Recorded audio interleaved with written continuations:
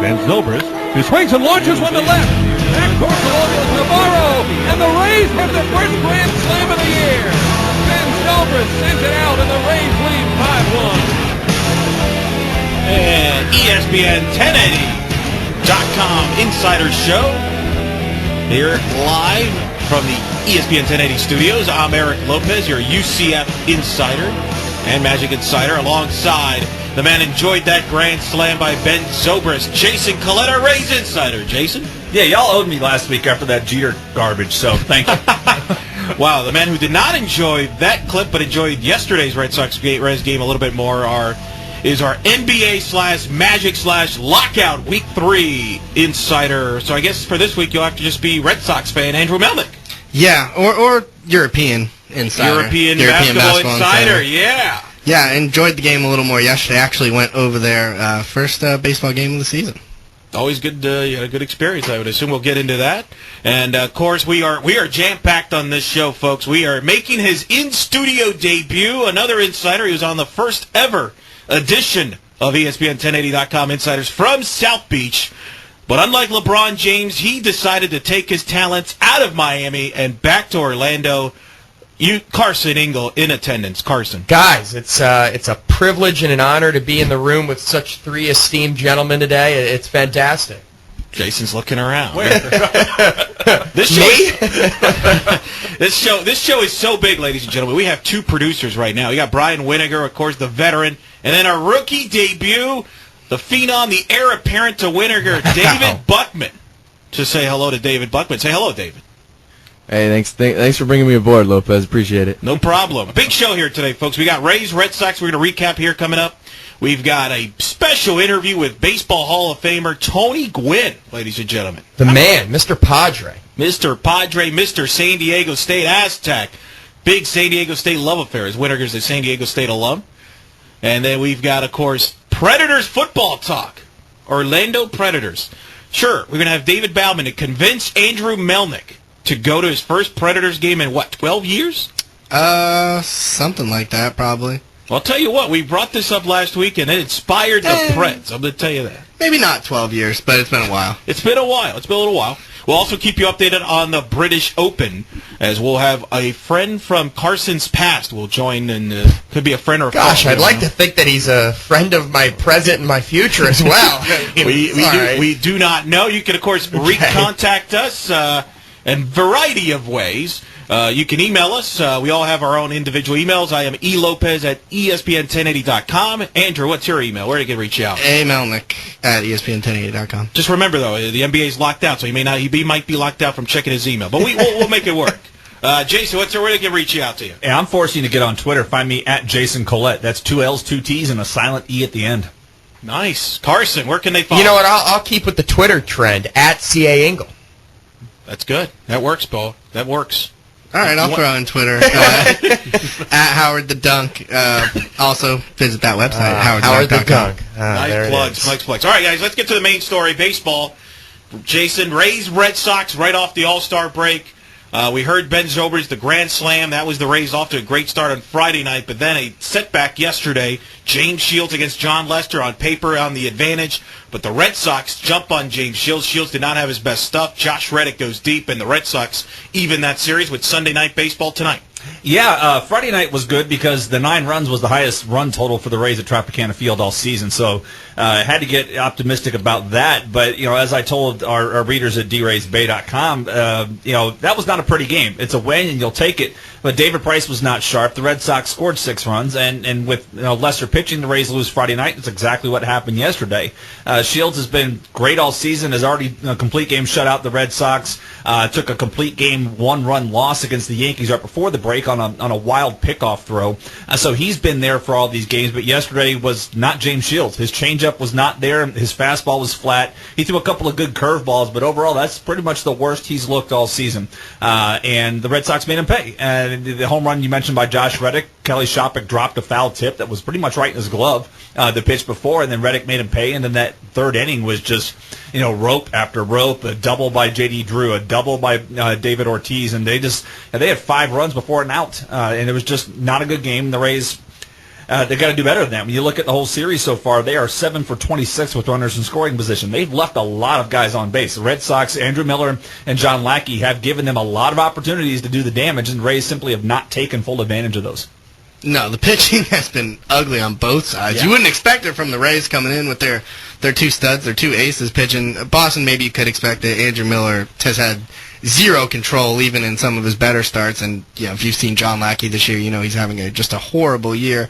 Although he could have been worse yesterday if it wasn't for a couple of bad plays by Marco Scudero at short in the first. He wouldn't have had a terrible outing, at least by his standards this season. I agree. I mean, John Lackey, I thought looked good. And if you go back over his last couple of starts, back in interleague play, he handled the Phillies very well. His last time out, he went almost 7 shutout innings against the Orioles, which isn't that tough to do. But you think about how bad John Lackey's been this year. So he's looked pretty decent since coming off the disabled list.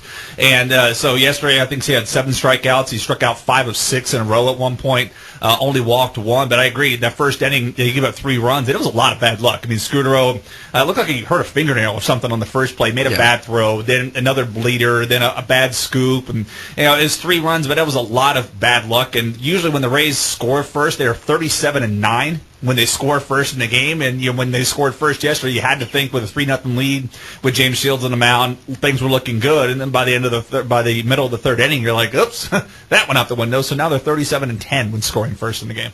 Yeah, a thing that surprised me the most, I guess it's just the bad pitching, but balls are flying out of the park this week.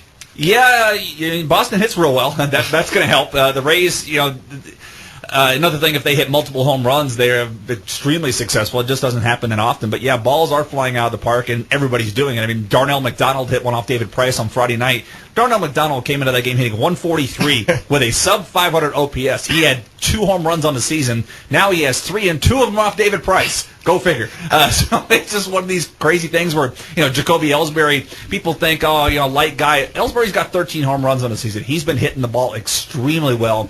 Dude's on a mission because last year people were questioning his, intestinal fortitude, and saying he was ducking it out. Maybe deservedly so last year at times.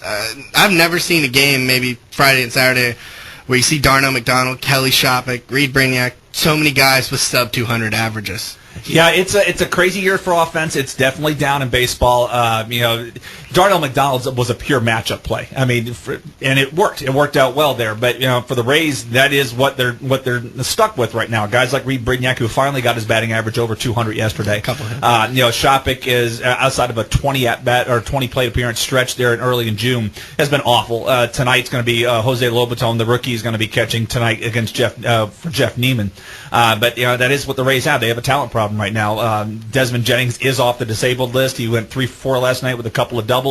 I think 3 doubles last night for Durham, so maybe he's going to come up pretty soon because they need something. Because left field, the Sam Fulton and Justin Ruggiano platoon is hurting the team. And with catching, with Lobaton's up, Jaso's on the DL, but they need to do something there because Kelly Shopik's pretty much empty out. Yeah, I know no one's going to have a fantastic bottom 3, but that one in Tampa is just brutal. That's a crazy thing. I mean, they're 4.5 games out of the wild card, and it's been brutal all year long. I mean, Brignac's been awful. The catching duo has been awful.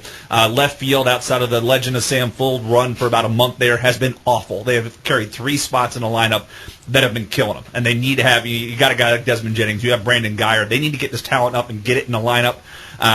If they want to hang out in this, because they have 1/3 of their schedule left is against the Yankees and Red Sox. They control their own fate, and if they continue throwing up empty at bats up there at the bottom of the lineup, they're driving their own fate right into the golf course in October.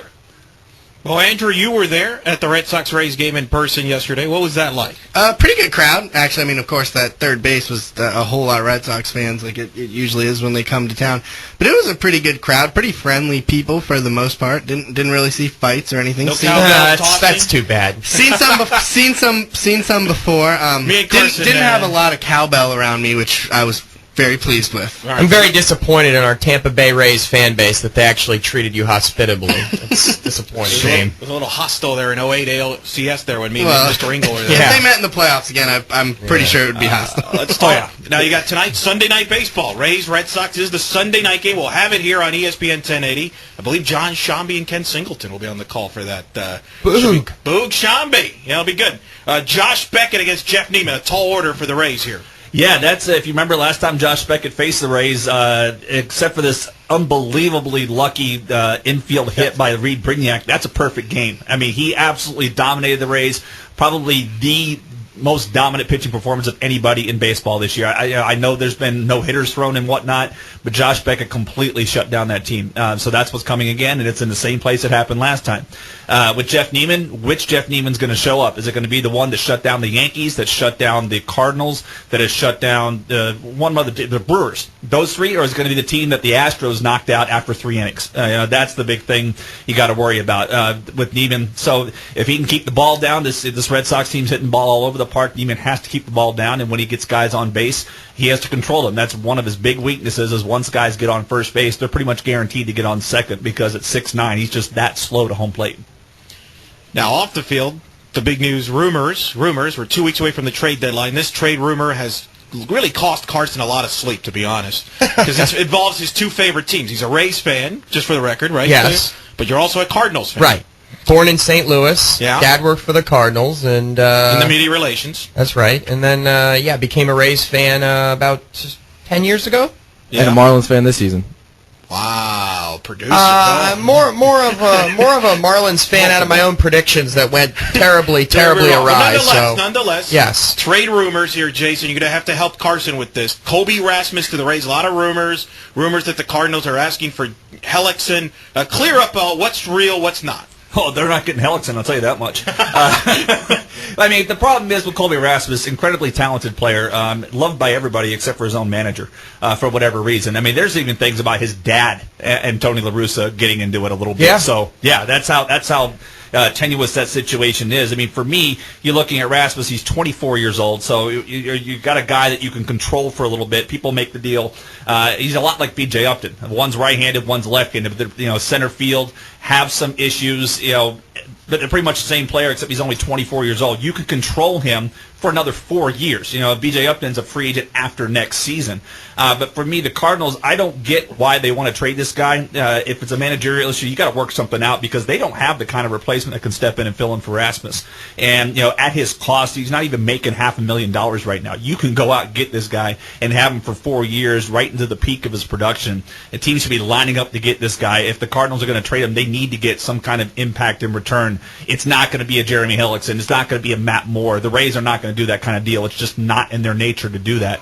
But other teams, I'd be lining up. If I was a GM and Rasmus is indeed on the block, I'd be lining up to try to find something, give 2 good prospects, not a great one, and certainly not a major league, ready pitcher like Hellickson is at this point, because that's somebody you can control for 6 years, and that's a big thing for teams with small budgets. Well, I think there's a chance of it, just because, you've heard for years now of following the Cardinals, just Rasmus's displeasure there. I mean, normally when guys come to St. Louis, I mean, they love playing baseball there. They love playing the game, and you hear him kind of come out and want to be traded. And obviously that La Russa thing is a mess, and the way that they've gotten along has not been good at all. So, I think there's at least a chance of it, and I think that the Rays would be front runners, because it seems like they've always sort of liked him, and this is sort of propped up in years past and stuff, Yeah, I mean, there was a good friend of mine does a lot of work with the Cardinals, and I told him to put a percentage on Rasmus getting traded, and he said 30%, because at this point, getting fair value. They're in no pressure or no rush to trade him,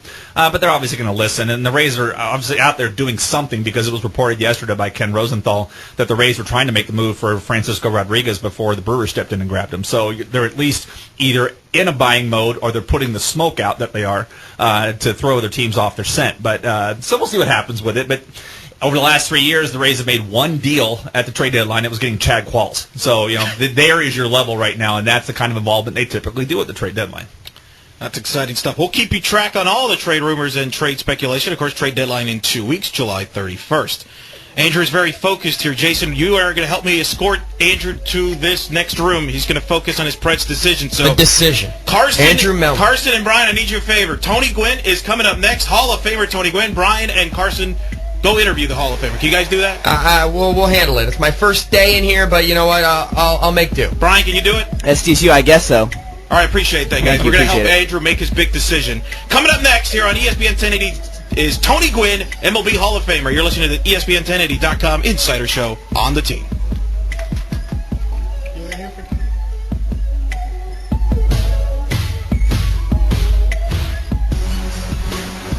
I was just like, at the end, I was Have like, you "Oh, heard? Walgreens has generics for less than $1 a week. That's less than $1 a week for a 90-day supply on over 400 generic medications when you sign up for Walgreens Prescription Savings Club. Plus, save on 5,000 other brand name and generic medications.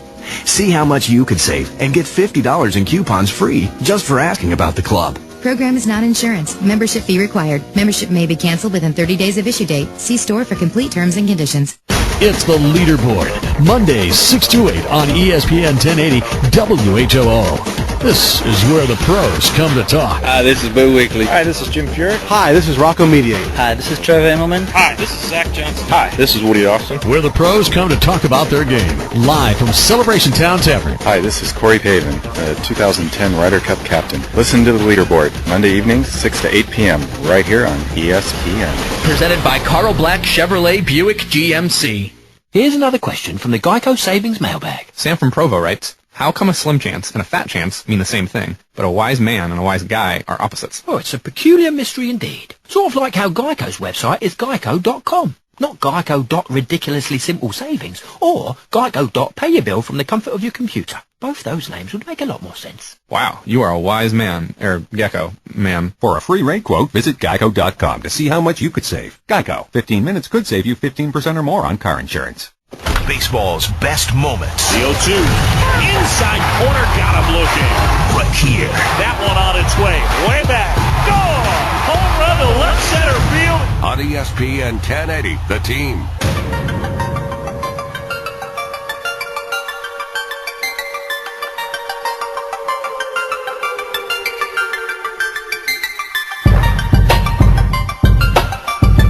Back here on ESPN 1080.com Insiders Show, Carson Ingle, Brian Winiger behind the glass, and we're welcoming on a very special guest, one of the all-time greats, Mr. Tony Gwynn. It's fitting that we talk to you a week after Derek Jeter gets hit number 3,000, as you're also a member of that club. How you doing this morning, Tony? I'm doing good. How you doing?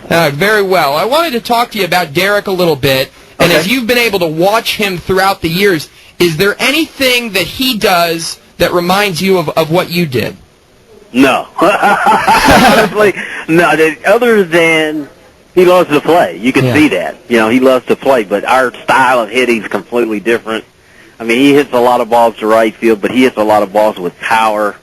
You know, when I hit the ball the other way, I just kind of slap the ball and ping the ball, where he's a guy that drives the ball, but you know, ultimately, in order to get to 3,000, you got to love what you do. You know, it can't be like work to you. It's got to be like, you know, just preparation. And in his case, you can see. I mean, I could see those last 6, the last 10 or so that he had to get. You could see the tension.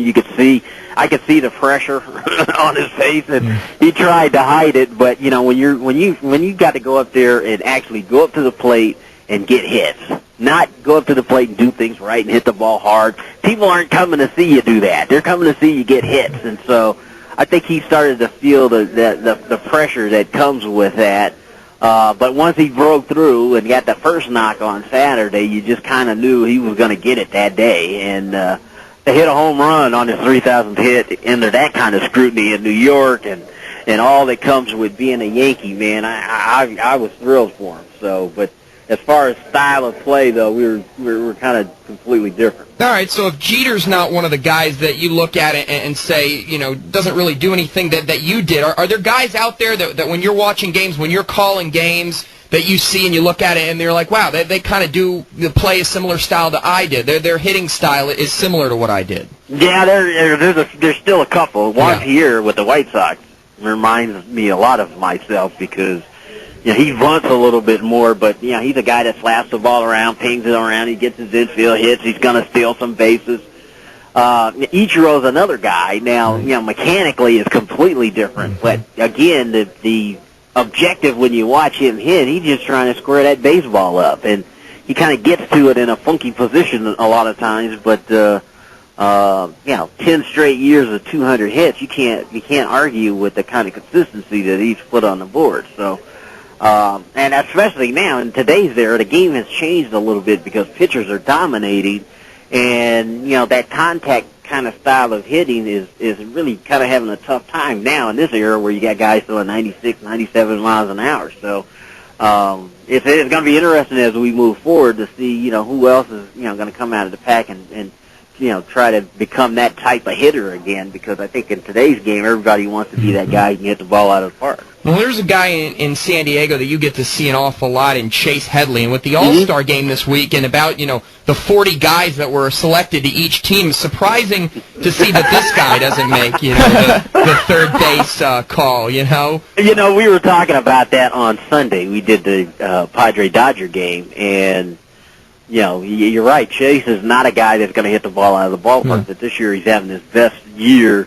He's having a great year, hitting extra base hits, and he was hitting over 300. And yeah, we kind of thought he might get some consideration, but his time is coming, And again, it's this league now has become a league where the focus has always been on that guy who can, get the ball out of the park, drive in runs, and you kind of forget about that guy who pings the ball around a little bit, and then Chase is much better than that. He's not what you would call your typical contact hitter, but he's not going to be a guy to hit you 30 home runs. He's probably going to hit you double-digit home runs and drive in 70, 80, 90 runs. But this year he has really kind of come into his own and is really having a good year. Now, our producer, Brian Winiger, is actually a San Diego State guy. Came cross-coast over here to Orlando. Okay. And so we said, we'd let him talk to you a little bit, ask you a few questions. Okay. I actually, my freshman year, I stayed at Chappie, which overlooks Tony Gwynn Stadium. And I actually had a room that overlooked it. It was great. Really? And, I was able to see the best prospect besides yourself to ever go to San Diego State, Steven Strasburg. Yeah. Having coached him, knowing what a kind of competitor he is and kid he is, how do you think he recovers from Tommy John surgery this year? Oh, he'll be fine. The thing about Steven is that he's the hardest working kid I've had in the 10 years that I've been there. And you never had to tell him, how to prepare for something. He his freshman year, you kind of figured out who he was and what he needed to do, and he's just he's a workaholic. He really is. And he was out in San Diego a couple of weeks ago rehabbing, and I was on my way to my office, and there he was out on the practice field playing catch, because he's way ahead in his recovery from Tommy John surgery, and I know what he's thinking. In his mind, he thinks that he's going to somehow get back on the mound, whether it's in AAA or AA or the big leagues. He thinks he's going to get back on the mound in September, and I'm trying to explain to him, hey, you got plenty of time. Plenty of time. You don't have to rush. Yeah, you don't want to overrush it. Exactly. And I don't think the Nationals are going to let him, but in his own mind, he's rehabbed and he's doing very well, and he's way ahead of schedule, and he's going to want to try to get out there. And it wouldn't surprise me at some point in September that he's on a mound doing something somewhere, whether it's, throwing batting practice or, pitching in the fall league or doing something, because his competitiveness is he's going to want to get back out there. Yeah, watching him throw the ball live was just ridiculous. I've never seen someone throw the baseball that hard. From a pure talent standpoint, where does he rank? I mean, I know you've been around the game for, you've seen a bunch of different talents. Where does he rank among the guys you've seen play? Well, as far as college players, he's at the top. I haven't seen anybody close to having the mechanics that he has, the competitiveness, the work ethic that he has. When he pitched for me, I can remember sitting on the bench at times thinking, God, I wonder if I could have hit that in my heyday. Yeah. And the answer is always yes. Yeah, of course. Because I don't have to do it. But he was very unique as a college player. But the thing that let me know he was going to be a success at the next level was how level-headed he was and how respectful he was and how he's, kind of a student of the game and, wants to know about the history. And a lot of times when we had conversations when he played with me, it wasn't about, pitching to hitters and this or that. It was, preparation for the next level and the things that he was going to have to endure to get to where he wanted to go. And it was funny, his first big league camp, he was preparing to go to camp, and he came in my office and he said, Coach, I really want to make this team, He says, what do you do when you want to make the team, but you know they're not going to let you? And I said, that's easy. You just go pitch your behind off. That's all. You go make it tough for them to make a decision whether or not they're going to send you down or not. You go there and you show them that you can get guys out. And sure enough, he had a great spring and made it really difficult for them to send him out, but they did. And, the next time he came back up was that first game against the Pirates last year where he struck out 14. 14 guys, yeah. To be honest, I was sitting in the stands that night. The place was electric. And they asked me, was I surprised? And I said no, because he gets it. He understands what being a major leaguer is all about. It's about getting better and getting to the point where you feel like you can do the things that you need to do. And for a guy that young to kind of understand that already is pretty amazing. We're talking a Hall of Famer, Tony Gwynn, on ESPN Radio, 1080 The Team. Now, for those of you who don't know, Tony Gwynn is the head baseball coach at San Diego State and has been for a number of years. I look at San Diego State, and they remind me a lot of the program we have here in town in UCF. Young programs, up and coming.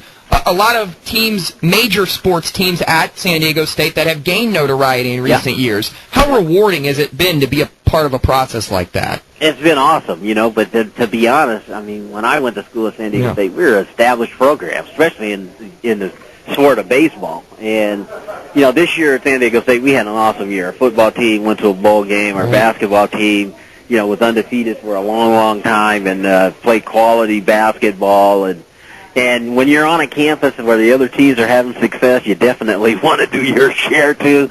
But the benefits is that, those guys kind of put us on the map again and made things interesting and made San Diego State a place people would want to go. So, and baseball-wise, we've recruited well. We've got a good recruiting class coming in, and, we're just like the other sports on campus. We want to win too. So that's, I'm here in Phoenix right now enjoying the All-Star stuff, but about a month from now, though, we'll start grinding and getting ourselves ready to go. I'm wondering, balancing all these duties, recruiting's something that fascinates me. I mean, how much recruiting are you able to do? And just the process of a guy like yourself, obviously everyone knows the name notoriety, going out there and recruiting, what that does. Well, you know what? It's really weird because when I first started coaching, I think other college coaches felt like I had an unfair advantage because I just finished playing Major League Baseball, but in time, that disappears, because, and to be honest, the number one thing kids want to know is, are they winning and are they, getting to the postseason? Because that's what they want to do, first and foremost.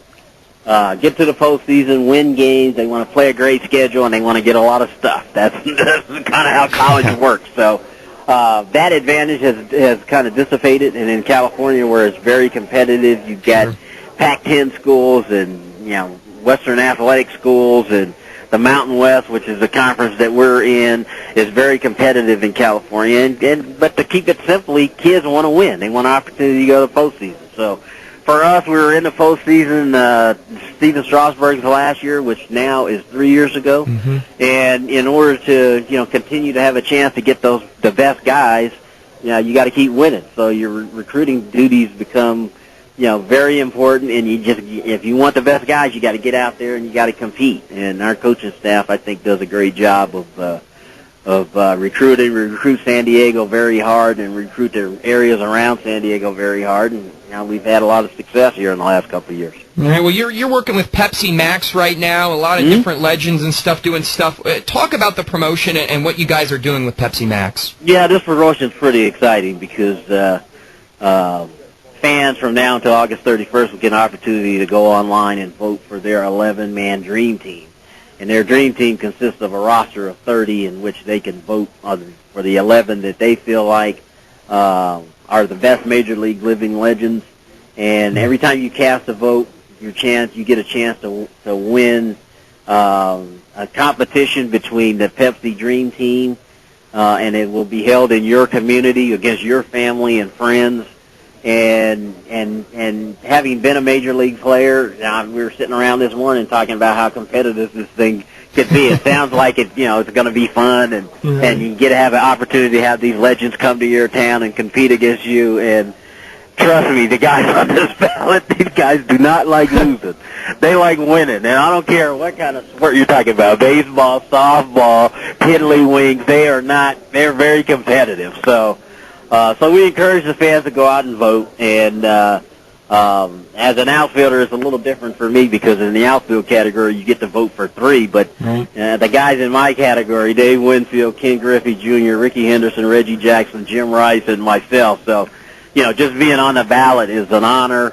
Fans can vote for whoever they wish to vote for and hopefully have a team come to their community and have a chance to compete against those 11 guys. So it's been a lot of fun. This morning it's been fun talking about it and just kind of thinking ahead and thinking how this thing's going to turn out. It hopefully will be a lot of fun. Well, that sounds really cool. Best of luck on that, and we look forward to seeing you get San Diego State back in the postseason. Thanks for joining us, Tony. All right, I appreciate it. Thanks a lot. Thanks, definitely. That was Tony Gwynn here on ESPN 1080 The Team. We're going to come back. We'll bring the guys back in, and a lot more to talk about on this Sunday. You're listening to ESPN1080.com Insider Show on ESPN 1080 The Team.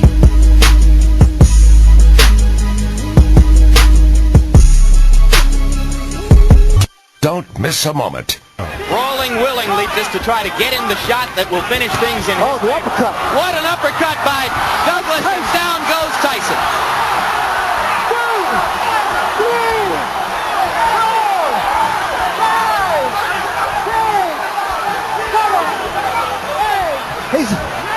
It's over. It's over. Mike Tyson has been knocked out.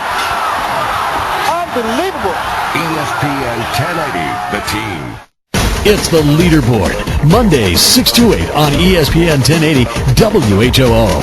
This is where the pros come to talk. Hi, this is Boo Weekly. Hi, this is Jim Furyk. Hi, this is Rocco Mediate. Hi, this is Trevor Immelman. Hi, this is Zach Johnson. Hi, this is Woody Austin. Where the pros come to talk about their game. Live from Celebration Town Tavern. Hi, this is Corey Pavin, 2010 Ryder Cup captain. Listen to the Leaderboard, Monday evenings, 6 to 8 p.m., right here on ESPN. Presented by Carl Black Chevrolet Buick GMC. Sports Radio, AM 1080, WHOO, Orlando's ESPN.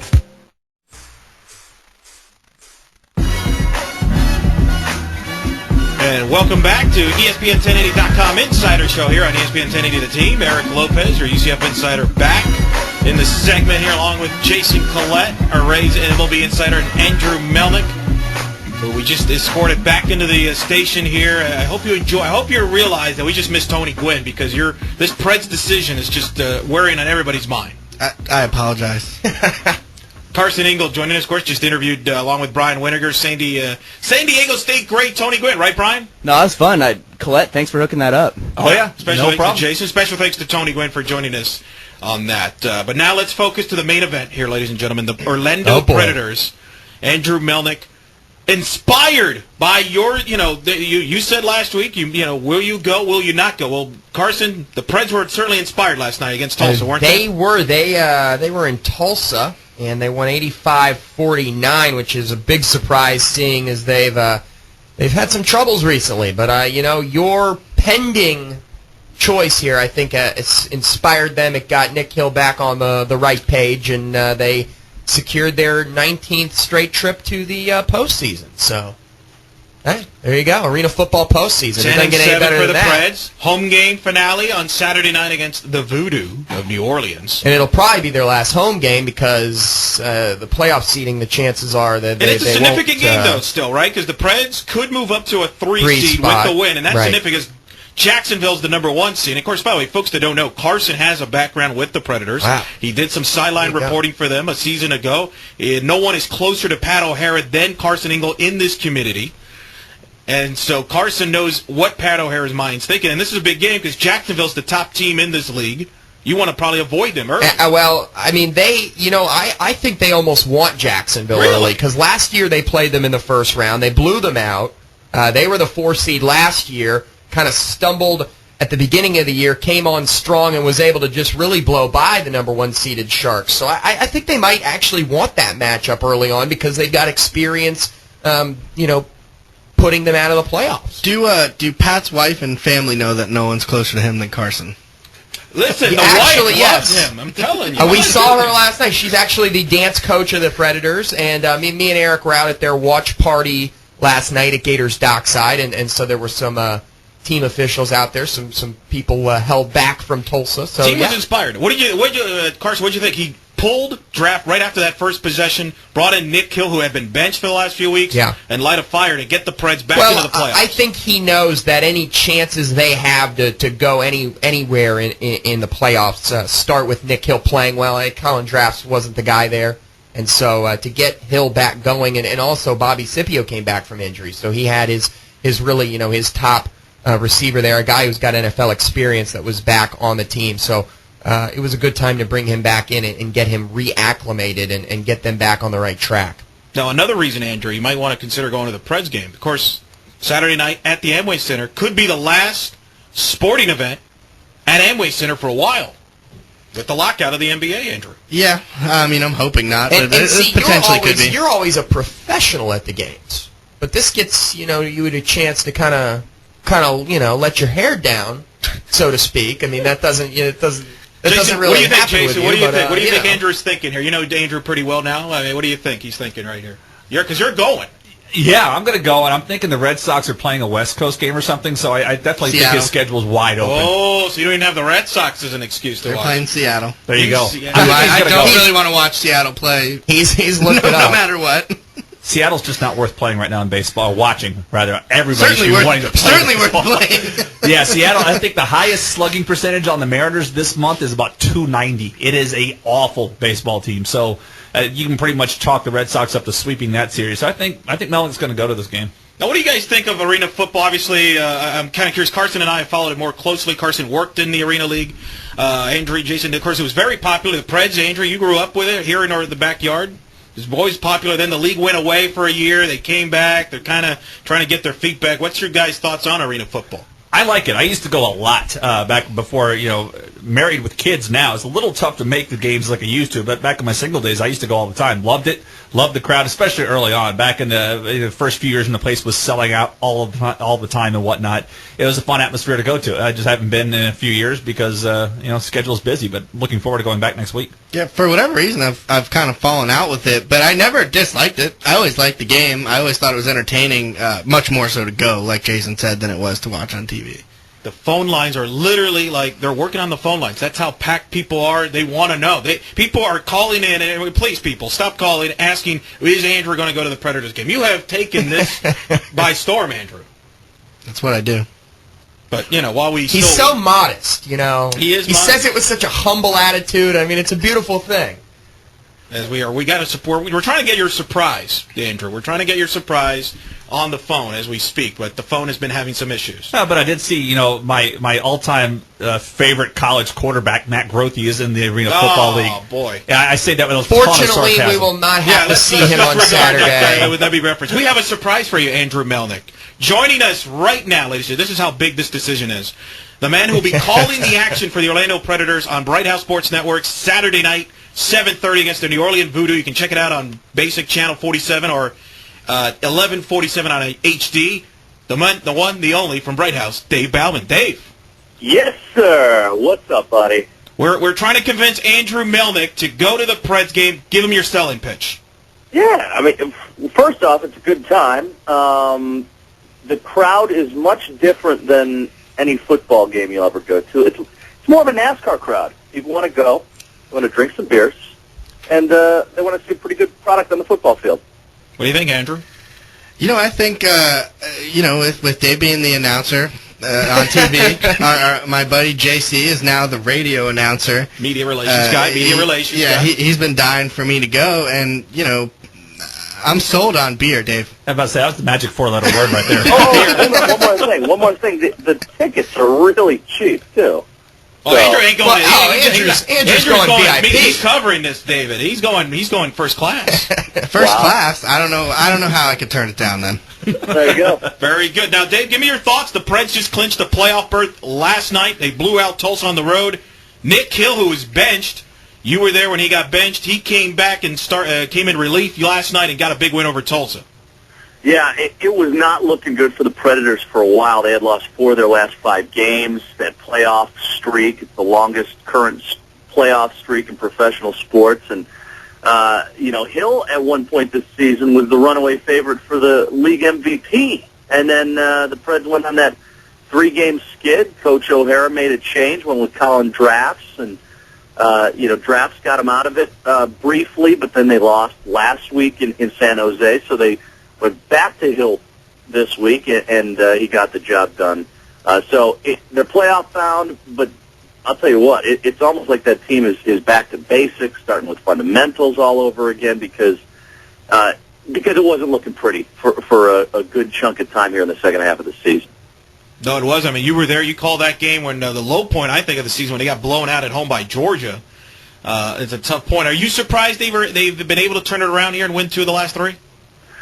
Well, I don't know about surprise. I mean, I think they still had the talent up and down that roster. It was just such a different-looking lineup from what they started with in the first half of the year. Now, some injuries have contributed to that, and they always do, especially at this point in the season. So surprise, no. I thought they should have beaten San Jose last week, but you never know. Right now, I'm interested to see how they go about their final game of the year. Are they going to play those starters as much as they typically do? We'll see. But it's almost like they need to regain some sort of momentum. Now, of course, if the playoffs started today, they would play Jacksonville, and that's a personal rivalry, isn't it, Dave? You did that Jacksonville home game, a very tense game between the 2 brothers who own each team. Yeah. There were plenty of elements to that game that we did earlier in the year, and they're trying to make this new Jacksonville rivalry bigger than what it was with Tampa Bay. I mean, now they've got the brothers in charge. Brett Bushy, the owner for the Orlando Predators, and what's his brother's name? I forgot his brother's name off the top of my head. Brett and Jeff. And Jeff, yeah. So they're trying to really develop this thing, and Jacksonville's a very, very good team in just their short existence here in the league. So that is what it looks like it's going to be in week 1 of the playoffs. And the Preds hung in there the second time around. So actually, both games are pretty good. Jacksonville just really kind of went away with it in the fourth quarter. So that could be a good first-round matchup. Well, Dave, we want to thank you again for coming in on short notice to help convince Andrew Melnick to go back to his first Preds game in over a decade. Wow. It's a historic it might be that long. It might have been that long. Over a decade. It's exciting. Dave, why don't you go pump that broadcast up on Saturday with your good friend Muncie there. You got to play. Well, Andrew, do you not like drinking beer or something, man? Come on. It's a party. Oh, that's not a problem. Dave, you've seen me after the Magic games. You know I do. Fair enough. All right, Dave, that is Dave Baumann. You can check out his call on Saturday night on Bright House Sports Network, as he'll have the call of the Predators and your New Orleans Voodoo at 7:30 on Channel 47 Basic Channel, and then on HD it's 11:47. Is that right, Dave? You got it, buddy. Perfect. Beautiful. Send my best to Scotty and Jeremy and the boys. I was looking forward to seeing them. You got it, Eric. Thrilled you got your own show now, man. This is a good thing for Sunday mornings. This is a great listen. Guys, have a great morning. Appreciate that, Dave. Thanks, man. See you, Dave. Dave Baumann, Bright House Sports Network. We'll have him on back as we get closer to UCF football season. He'll be part of that broadcast for Bright House Sports Network again. All right, we're going to go to break. Wacky stuff going on at Sandwich. The British Open, the sandwich is soaked, people. Where's Earl? I don't know where Earl is, but it's soaked. We'll get a live update from the British Open when we come back, and then our final thoughts as you're listening to ESPN1080.com Insider Show on ESPN 1080 The Team as we welcome you back and take you to the jungle.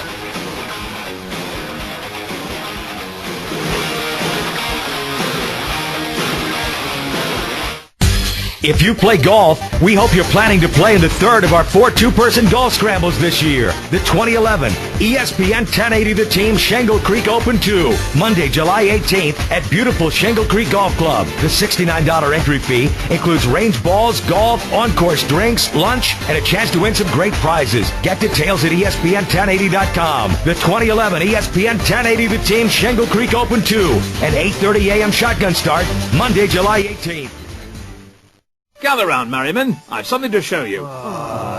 Look, lately you boys haven't been very, merry, so to cheer you up, I went online to customink.com and designed these custom t-shirts for all of us. Custom Ink has top-notch t-shirts, brilliantly simple design tools, and absolutely super prices. Hurrah for Robin Hood! No, lads.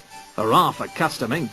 Start designing your custom ink t-shirts today, and your gang will love you for it. Use voucher code RADIO to get 1 free shirt when you order 10 or more at customink.com. What is golf? Watts is golf. That's Edwin Watts Golf, America's most trusted golf retailer. A new Edwin Watts Golf shop is now open on Lake Underhill Road in the Waterford Lakes area. Golfers can sample the newest golf equipment, browse the latest trends and styles, or have their performance fitting experts match you with the proper equipment to fit your game. Visit the brand new location now open on Lake Underhill Road in the Waterford Lakes area, or stop by our local Edwin Watts Golf shop in the Orlando area today. Want to get away but don't have a lot of time and don't want to spend a lot of money? You can't beat our staycation packages. Some of the best hotels and resorts in Florida at half price. Half price. This radio station has secured these incredible half price deals at some of the most desirable locations, from the beaches to the Orlando theme parks. Now, you can't afford that getaway you want and need. Getaway! Book your half price staycation. Log on to ESPN1080.com. ESPN1080.com. We ask questions everywhere in life, except at the doctor's office. Any questions? No. Ask questions. For the 10 questions everyone should know, go to ahrq.gov. Brought to you by the U.S. Department of Health and Human Services and the Ad Council.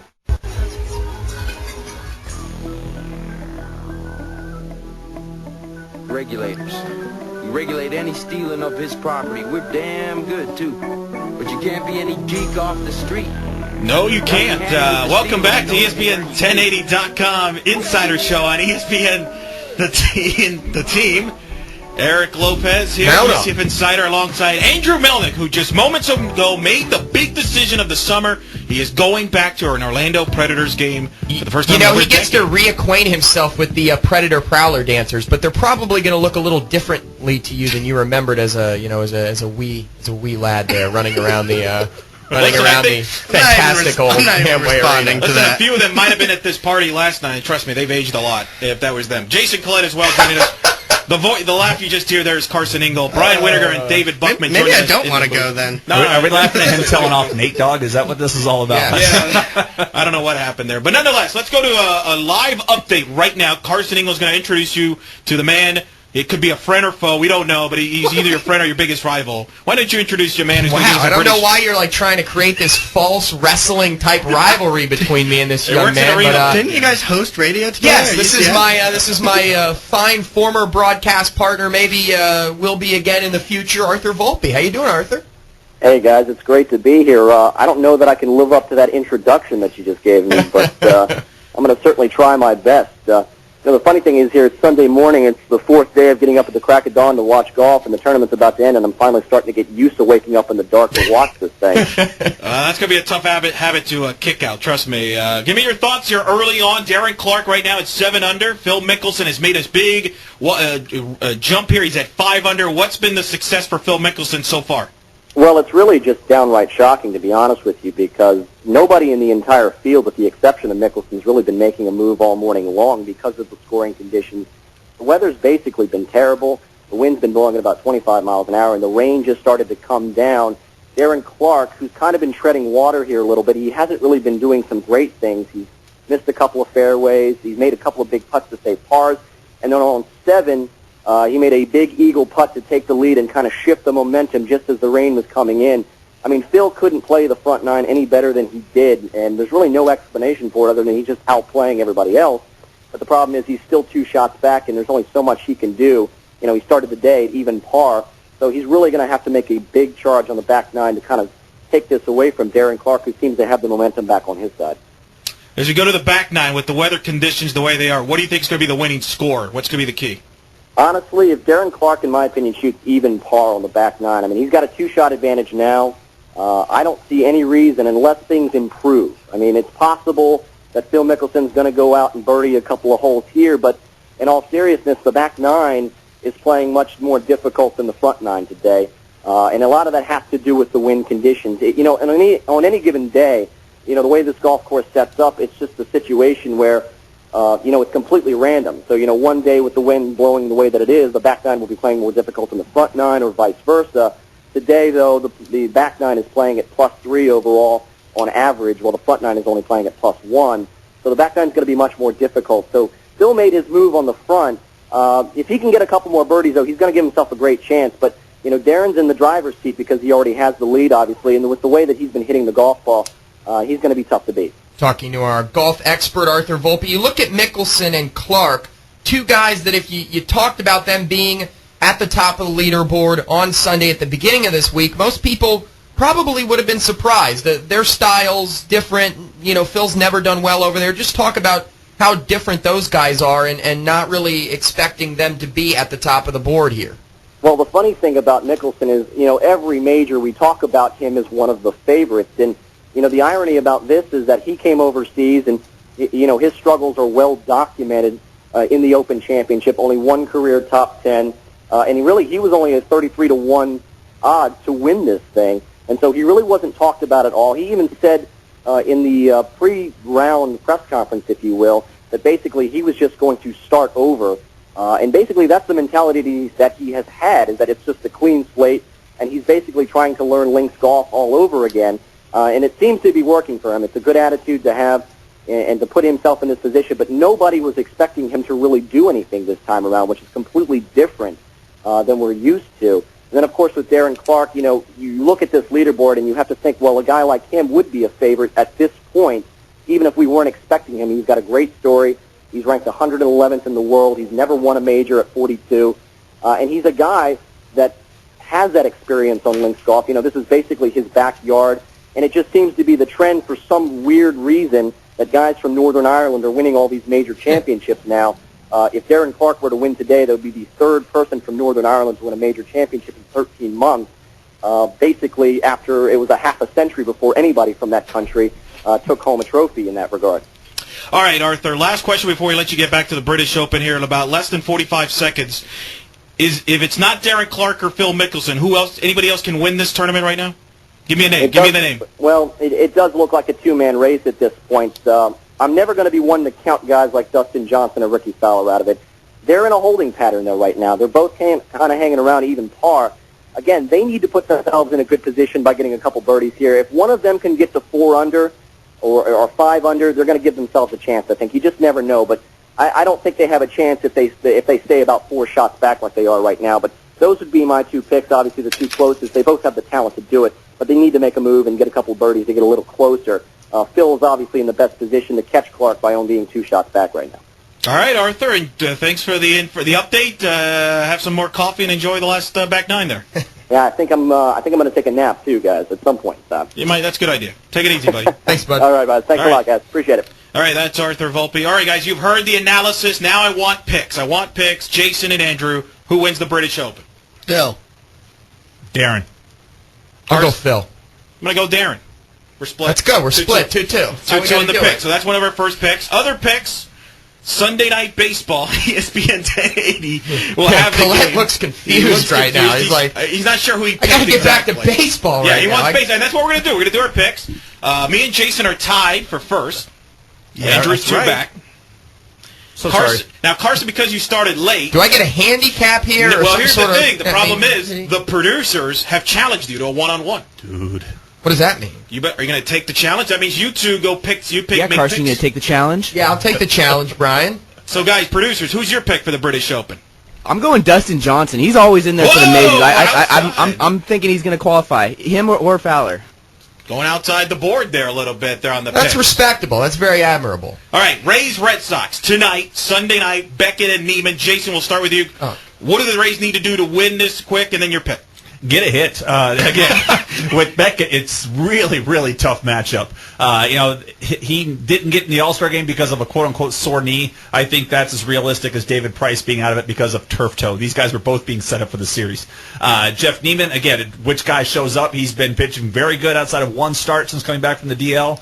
But this has been a bad matchup all weekend long. A lot of offense. I see this one going the Red Sox way, unfortunately. I got Red Sox as well. Andrew? Maybe if Beckett does get scratched again, but other than that, I don't see it happening. Red Sox. Go Rays. Carson going Rays. How about our producing table there, Brian? What do you got? Rays? Oh, David's going to make this pick. Buckman makes the pick. Rays, Red Sox. I'm going to go with your Rays Republic because I don't like the Evil Empire. Well, technically Yankees, I guess, are the Evil Empire. Yeah, the Red Sox actually named them the Evil Empire. So there you go, picks. Women's World Cup final, Yes, people. America. US and Japan. Are we all going the red, white, and blue? America. Well, I won't be un-American like the other side of the table picking Darren Clark over the 3 Americans. Darren Clark's not American. Oops. And I'll go with the United States. We all go USA? Are you guys into the Women's World Cup? You're making No. me pick golf and soccer in the same show. Women's yeah, soccer. whatever. Women's. Go USA. Go USA. There's your picks. All right, less than 60 seconds, Andrew. The NBA news of the week, Shaq joins Turner. Your thoughts on that? It's going to be about the same. We're going to get a lot of not a lot of information, but it's going to be entertaining and funny.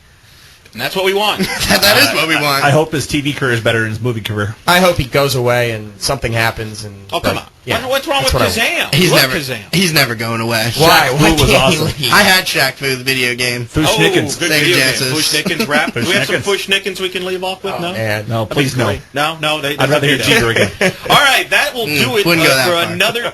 We got a minute to go. That's okay, Brian. We're going to promote here. We'll be back next week. So Andrew Melnick will let us know how that experience goes coming back to a Preds game next week. I will. I hope Saturday night. he can get here after the experience that I run him through at a Predators I'm going game. to sleep at the studio. Okay, sounds good. Right under the That'll table. work. Jason, you're going to Baltimore for Boston. I am going to Baltimore, so I will be taking the Red Sox and Orioles on Tuesday night while I'm up there for some work, and hopefully see them lose. Nice. Check out ESPN1080.com for all the latest articles and news stories. You got Tug's blog, and Melnick will make. He's locked out, but he might write something at some point. So for Jason Collette, for Andrew Melnick, Carson Ingle, and our producers Brian Winiger and Dave Buckman, I'm Aaron Lopez. Special thanks to Tony Gwynn, and of course the great David Baumann for joining us. You've been listening to ESPN1080.com Insider Show on ESPN 1080 The Team.